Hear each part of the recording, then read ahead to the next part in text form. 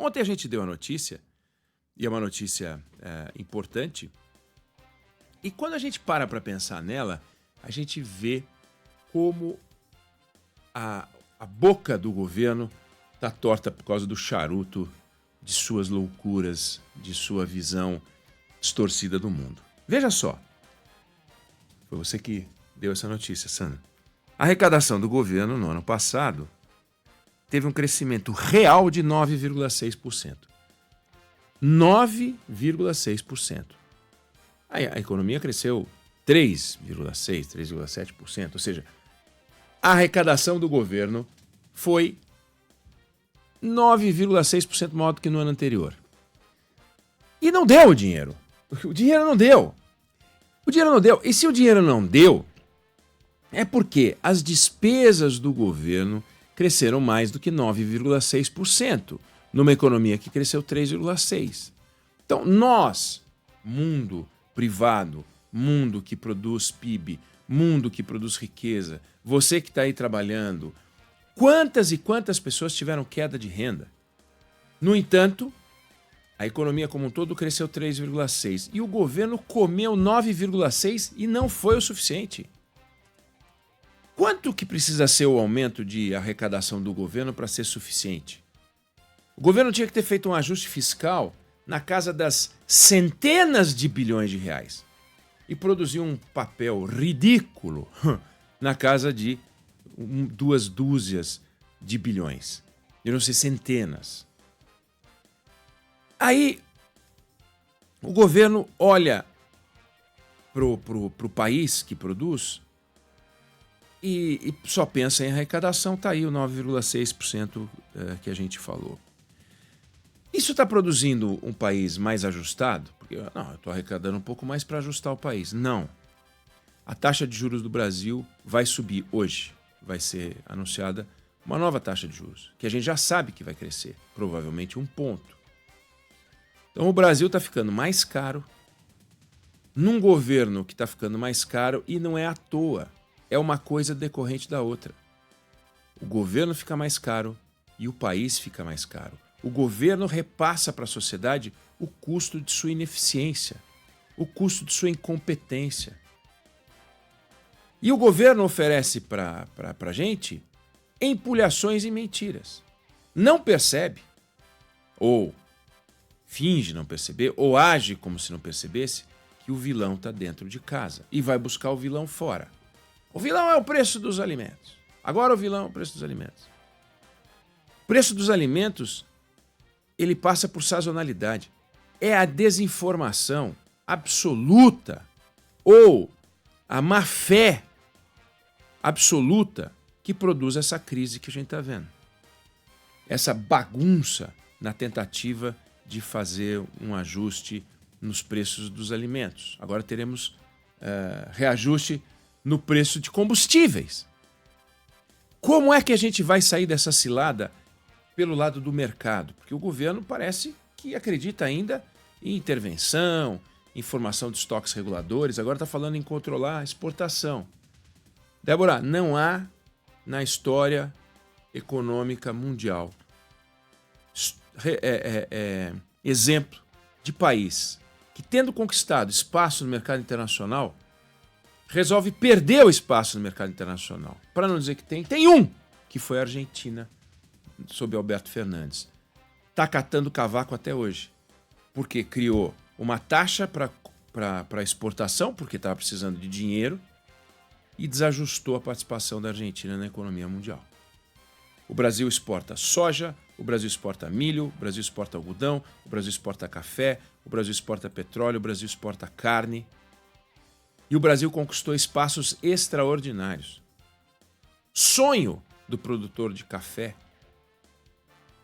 brasileiro era ocupar o espaço chinês, fazendo o chinês tomar café.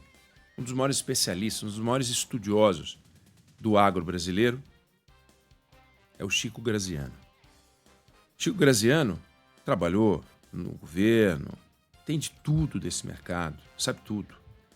E ele lembra que há 30 anos, o que queria o cafeicultor brasileiro? Que um chinês trocasse uma xícara de chá por uma xícara de café.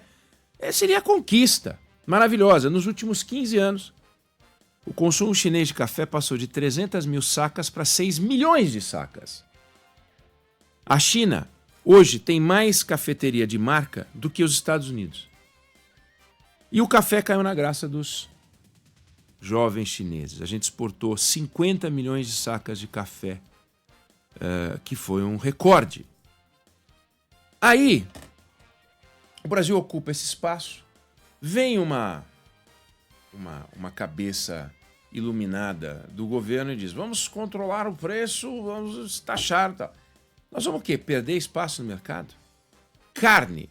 Você acha que existe uma coisa chamada carne? Você acredita que existe uma coisa chamada carne? Existe uma coisa chamada carro? Existe uma coisa chamada roupa? Não. Carro é uma palavra para definir um conjunto de diferentes coisas. Você tem o carro popular, você tem o carro de luxo, você tem o carro grande, você tem o carro pequeno, você tem o carro elétrico, você tem o carro a gasolina. Então, quando você fala que está faltando carro, de repente está faltando carro popular, não adianta você segurar a venda de carros de luxo. Não existe também uma coisa chamada carne, nem carne bovina. A China impõe regras para o abate de carne, assim como a Arábia Saudita impõe regra para o abate de frango e outros abates. E você tem uma exportação que é totalmente voltada para esse mercado, que tem um preço mais alto. Então você pega e fala: vamos segurar, vamos criar uma tarifa de exportação sobre carne. Aí você acha que essa carne vai chegar aqui no mercado nacional assim? Vai resolver? Se fosse assim simples, todos os países fariam. Como eu falei, não há registro, os países não fazem isso. Não significa que você não possa pontualmente fazer uma medida ou outra aqui. Não significa. Agora, o Brasil, falei, exporta soja, exporta milho, exporta algodão, exporta frango, exporta carne, exporta petróleo. E o preço que subiu foi o preço do tomate, por exemplo. O que você vai fazer? Você segura a exportação de soja para conter o preço do tomate? Você acha que o Brasil é um grande exportador de tomate? Aí o preço sobe em função de uma série de fatores. Uma das coisas mais complicadas que existe é entender a formação de preço. No caso da carne, por exemplo, ela tem um ciclo. Chico Graziano explica num artigo que ele fez ontem, aliás, diga-se de passagem. Governo nota 0 na questão dos alimentos.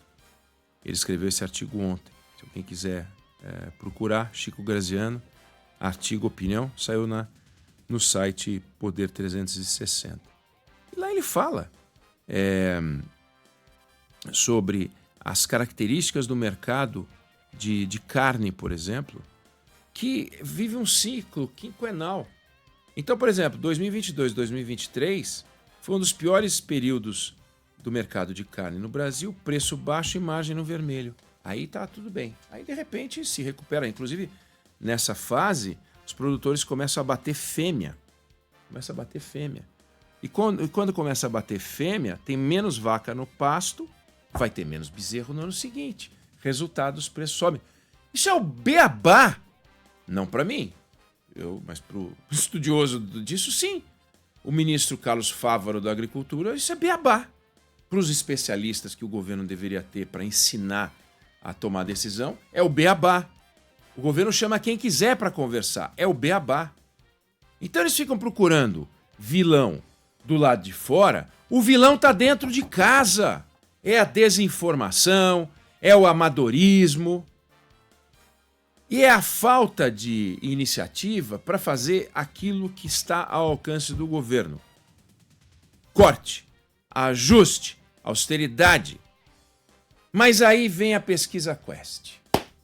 Aí vem a pesquisa, sei lá de quem, e mostra aquilo que a pesquisa que saiu na segunda-feira mostrou.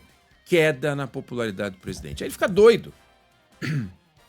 Se o governo dele tivesse entrado pela primeira vez, como foi o governo Bolsonaro, um governo de improviso, Bolsonaro não achava que ia ganhar, quando ganhou, foi assim no governo Trump 1.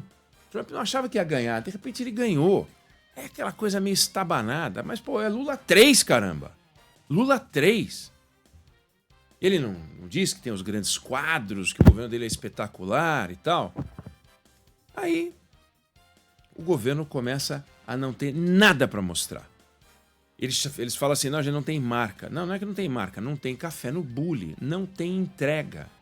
O governo não consegue hoje listar, é o novo PAC, pede atleta, pede, sei lá como é que chama aquele...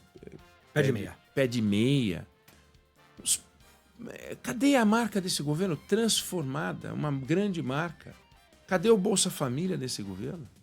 Não dá para viver de Bolsa Família do primeiro governo.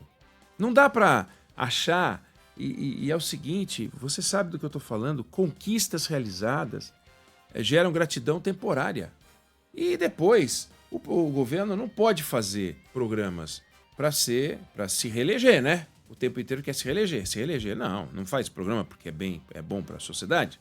Pois então, a sociedade já se apropriou do programa e já está satisfeita com ele e não vai ficar dando crédito para o Lula para tudo. Não temos tido boas notícias, só notícias ruins. Cadê o fluxo de entrada de investimento, que já foi, o Brasil já teve destaque? Cadê a economia internacional olhando para o Brasil com interesse? Ontem eu citei aqui, né, nós entrevistamos o Rubens Barbosa, ex-embaixador do Brasil no Reino Unido, também em Washington, pegou o governo Fernando Henrique, pegou o governo Lula.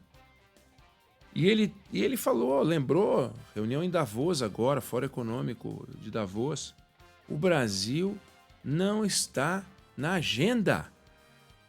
O Brasil não está na agenda. O Brasil não está na mira dos investidores. Tirar o Brasil da agenda dos investidores é um crime. E o governo parece que não enxerga, que está colaborando fortemente para tirar o Brasil da agenda dos investidores. E quando eu falo investidores, eu não estou falando dos especuladores que vêm para cá para ganhar dinheiro na arbitragem, papéis, não é nada disso. Eu estou falando o seguinte, investimento estrangeiro direto, gente vem para cá para casar com o Brasil, 20, 30, 40 anos. Tem empresa estrangeira no Brasil que tem mais de 100 anos. Nós não gostaríamos que daqui a 100 anos a gente tivesse uma empresa com 200 e uma com 100, chegando agora, gerando emprego, gerando renda. Mas não dá, não dá. O camarada olha para o Brasil e fala, para que eu vou para lá? O que eu vou fazer lá? Aquele país é uma bagunça, é uma desordem. É uma desordem econômica, é uma desordem política, é uma desordem social. Ou alguém acha que tudo bem conviver com as taxas de criminalidade que a gente tem? Desordem social. Ninguém hoje anda com segurança pelas cidades brasileiras. É uma desordem institucional. Basta ver a relação entre os poderes, a interferência indevida de um poder no outro, as canetadas, as liminares. Está aí a Ferrogrão parada desde 2021 no Supremo Tribunal Federal. 4 anos parada no Supremo Tribunal Federal. Uma ferrovia que pode facilitar, reduzir custos. Olha lá, custo dos alimentos. Do centro de produção brasileira de grãos, que é o Mato Grosso, para escoamento no Pará, num porto fluvial, para daí então você seguir para portos marítimos e de lá para o mundo. Mas não anda. Por quê? Porque o tempo da justiça é o tempo do mundo da lua. O tempo dos ministros do Supremo Tribunal Federal é o tempo do mundo da lua. Eles estão discutindo democracia. Eles estão discutindo, sabe? É o país do chop-chura. Agora, produção, eficiência, produtividade, método, isso não existe, mas não existe na cabeça do Arthur Lira, do Alexandre de Moraes, na cabeça do sei lá, do Lula. Não existe esse troço. Eles ficam discutindo o mundinho deles lá. Aí, resultado. Normalizamos que 10% quase de aumento de arrecadação não ser suficiente é algo ok. Normalizamos que 15% de taxa de juros, que é para onde a gente caminha, ok também. O Galípolo vai ficar no Banco Central e dificilmente vai anunciar uma queda de taxa de juros num prazo inferior ao mandato do presidente Lula, que em 2026 está lá, disputando a reeleição ou indicando alguém para tentar no lugar dele, seja lá o que for. Mas esse conjunto da obra hoje está preocupante. E se o governo fizer um exame de consciência, vai perceber que o vilão está dentro de casa. O vilão é a gestão das contas públicas, o vilão é essa soberba de achar que o mercado e a sociedade não compreendem os feitos do governo. Não, não. O mercado e a sociedade não aceitam ser tratados do jeito como estão sendo tratados, abordoada. Tudo de cima para baixo. Não se vê um projeto de construção de país. Estamos largados, estamos à deriva. É preciso ser muito apaixonado pelo presidente para achar que nós temos um rumo. Potencial, inteligência, sabedoria, experiência, tudo ele tem. Tudo ele tem. É o político mais influente do século, não vou falar século XX, porque ele está no século XXI. Mas é o político mais influente dos últimos 50 anos no Brasil. E, no entanto, está se perdendo. E quando o governo se perde, nós nos perdemos. Quando você tem uma crise, por exemplo, de corrupção no governo, você vai lá, faz a ablação, você vai lá e tira o vigarista, o bandido, tira fora, põe outro, resolveu. É fácil, crise de corrupção é fácil, a não ser que seja sistêmica, mas quando você tem um corrupto aqui ou ali, no Ministério A, no Ministério B, você tira e está resolvido. Agora, quando você tem uma crise, e essa crise é resultado de um sujeito que acorda de manhã e não sabe para onde vai, aí é muito mais grave. Pior que a crise de corrupção. É a crise de caminhos a seguir, que não sabe o que fazer.